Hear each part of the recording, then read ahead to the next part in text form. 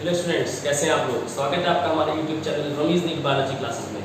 आज हम लोग बात करने वाले हैं स्टूडेंट्स फॉर्म्ड एलिमेंट्स के अपने last topic that is platelets की। तो आइए शुरू करते हैं अपने टॉपिक को, प्लेटलेट्स। तो देखिए, अगर स्टूडेंट्स हम लोग बात करते हैं किसकी, प्लेटलेट्स की, तो प्लेटलेट्स जो होते हैं ये फॉर्म्ड एलिमेंट्स का हम लोग यूजुअली तीसरा पार्ट होता है। यानी एक हो जाता है आरबीसी, दूसरा हो जाता है WBC and the third is platelets.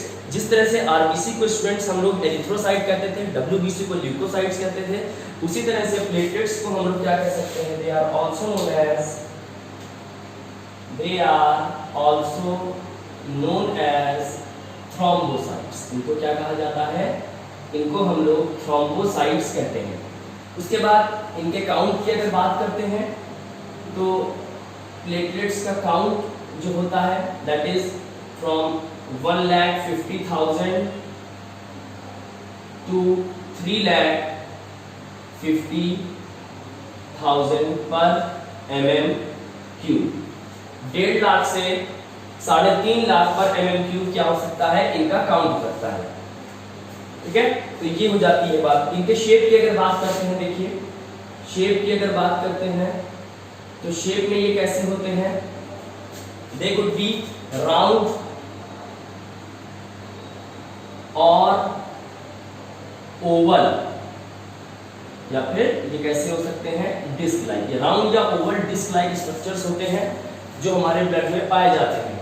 ठीक है, उसके बाद अगर हम लोग और आगे बढ़ते हैं तो दे आर ऑल्सो एन्यूक्लिएटेड, यानी nucleus is absent. Nucleus is absent, इनमें भी न्यूक्लियस नहीं होता है। तो अगर हम लोग बात करते हैं आरबीसी और प्लेटलेट्स की, तो इन दोनों में क्या सिमिलैरिटी है कि they both are enucleated. Mature RBC में भी न्यूक्लियस नहीं होता है और प्लेटलेट में भी न्यूक्लियस नहीं होता है। यहाँ पर देखिए, अगर आरबीसी की बात करते हैं तो वहां पर लगभग कोई सेल ऑर्गेनल नहीं पाई जाती, जबकि यहाँ पर थोड़ी बहुत सेल ऑर्गेनल जरूर पाई जाती है। ठीक है, लेकिन न्यूक्लियस यहाँ पर नहीं पाया जाता है। अगर प्लेटलेट का नंबर इंक्रीज कर जाता है, increase in number of platelets, इस कंडीशन को हम लोग कहते हैं thrombocytosis. This condition is known as thrombocytosis. अगर प्लेटलेट का काउंट डिक्रीज हो जाता है students, decrease in number of platelets, this condition is known as thrombocytopenia. This condition is known as thrombocytopenia. इस कंडीशन को हम लोग थ्रोम्बोसाइटोपेनिया कहते हैं। क्लियर। अगली कंडीशन जो आती है यहाँ पर, जो हम लोगों को ध्यान रखनी होती है, जो प्लेटलेट्स होते हैं स्टूडेंट्स, इनके फॉर्मेशन को क्या कहा जाता है, formation of platelets is known as thrombopoiesis. Platelets के फॉर्मेशन को हम लोग क्या कह सकते हैं, थ्रोम्बोपोइसिस कहा जाता है। जिस तरह से एरिथ्रोसाइट के फॉर्मेशन को एरिथ्रोपोइसिस, ल्यूकोसाइट के फॉर्मेशन को ल्यूकोपोइसिस, उसी तरह से थ्रोम्बोसाइट्स के फॉर्मेशन को थ्रोम्बोपोइसिस कहा जा सकता है। उसके बाद जब आगे बढ़ेंगे तो एक दो बातें जो और हम लोगों को याद रखनी है वो ये है कि इनका डिस्ट्रक्शन कहाँ पर होता है। डिस्ट्रक्शन की अगर बात करते हैं तो they are destroyed in spleen and liver.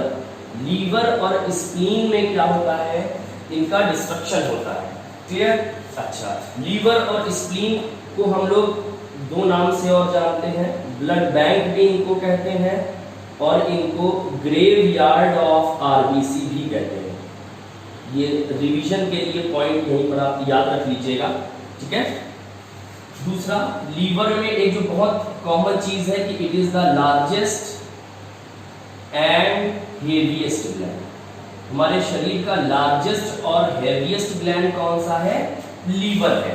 उसके बाद देखते हैं प्लेटलेट्स जो होते हैं they help in blood clotting. इनका फंक्शन क्या होता है, function is they helps in blood clotting. Students, ये ब्लड क्लॉटिंग में हेल्प करते हैं। कैसे हेल्प करते हैं, बाय रिलीजिंग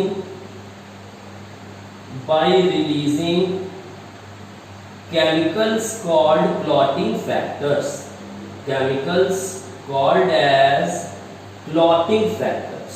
ये केमिकल्स रिलीज करते हैं जिनको हम लोग क्लॉटिंग फैक्टर्स कहते हैं। और थ्रोम्बोसाइट से रिलीज होने वाला जो सबसे कॉमन क्लॉटिंग फैक्टर है उसका एग्जाम्पल हम लोग याद रख सकते हैं, दैट इज थ्रोम्बोप्लास्टिन। थ्रोम्बोप्लास्टिन, और ये करता क्या है, ये एग्जाम्पल हो गया क्लॉटिंग फैक्टर का, ठीक है, जो यहां से निकल रहा है स्टूडेंट्स। और ये थ्रोम्बोप्लास्टिन या क्लॉटिंग फैक्टर्स क्या करते हैं, thread formation during blood clotting के समय स्टूडेंट्स ये थ्रेड का फॉर्मेशन करते हैं, जिसकी वजह से एक मेश लाइक नेटवर्क बन जाता है। और ये क्या करता है, ये मेश लाइक नेटवर्क ब्लड को फ्लो होने से रोक देता है। उसके बाद एक दो चीजें और जो बहुत ज्यादा इंपॉर्टेंट है प्लेटलेट्स के रिस्पेक्ट में, वो देख लेते हैं। प्लेटलेट्स जो है they are formed in bone marrow. इनका फॉर्मेशन कहां पर होता है, they are formed in bone marrow. ये बोन मैरो में ही प्लेटलेट्स का भी फॉर्मेशन होता है। बोन मैरो के जिन सेल्स में प्लेटलेट्स का फॉर्मेशन होता है, they are known as megakaryocytes. They are known as megakaryocytes. Megakaryocytes नामक सेल्स जो हैं यही प्लेटलेट्स यानी थ्रोम्बोसाइट्स का फॉर्मेशन करते हैं। क्लियर, ये एक बात होती है। और दूसरी और लास्ट बात जो यहाँ पर हम लोगों को ध्यान रखनी है वो ये है कि the group of bleeding disease जो थ्रोम्बोसाइटोपिनिया से होती है, यानी कि थ्रोम्बोसाइटोपिनिया क्या हुआ, डिक्रीज हुआ जब नंबर, तो थ्रोम्बोसाइटोपिनिया हुआ। जब थ्रोम्बोसाइटोपिनिया हुआ तब क्या होगा, ब्लीडिंग डिजीज हो जाएगी, यानी कि ब्लड क्लॉटिंग नहीं होगी, ब्लीडिंग डिजीज हो जाएगी।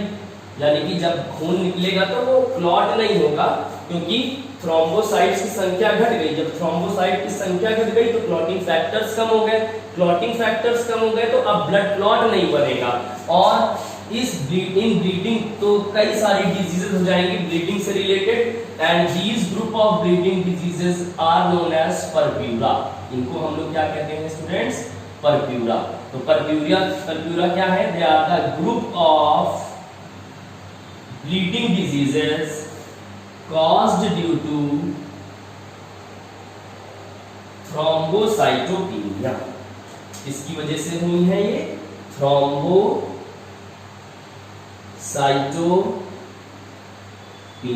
थ्रोम्बोसाइटोपिनिया के कारण जो ग्रुप ऑफ डिजीजेस होती हैं उनको हम लोग परप्यूरा कहते हैं। तो इस तरह से हम लोग ने प्लेटलेट्स की बातों को पूरा कर लिया। इनको थ्रोम्बोसाइट भी कहते हैं। इनका काउंट 1.5 लाख से 3.5 लाख होता है। शेप में ये राउंड ओवल डिस्क लाइक हो सकते हैं। न्यूक्लियस यहाँ भी नहीं होता है। इनकी संख्या में जब इंक्रीज होता है तो उसको थ्रोम्बोसाइटोसिस कहते हैं। इनकी संख्या जब घटती है तो उसको थ्रोम्बोसाइटोपिनिया कहते हैं। थ्रोम्बोसाइटोपिनिया जब होगा तो इनकी संख्या घटेगी, संख्या घटेगी तो ब्लड क्लॉटिंग फैक्टर्स ज्यादा नहीं रिलीज होंगे, जिसकी वजह से ब्लड सही से क्लॉट नहीं होगा and there will occur the group of bleeding diseases, जिसको हम लोग परप्यूरा कहते हैं। डिस्ट्रक्शन इनका कहां पर होता है, प्लेटलेट्स का स्प्लीन और लीवर में। भाई इनके फॉर्मेशन के कितने दिनों के बाद इनका डिस्ट्रक्शन होगा, यानी कि लाइफ स्पैन ये हम लोग याद रखना चाहें तो याद रख सकते हैं। It is life span is about a week, लगभग 1 हफ्ते का जीवन काल होता है इनका। इनके फॉर्मेशन को थ्रोम्बोपोइसिस कहते हैं। डिस्ट्रक्शन स्प्लीन और लीवर में होता है।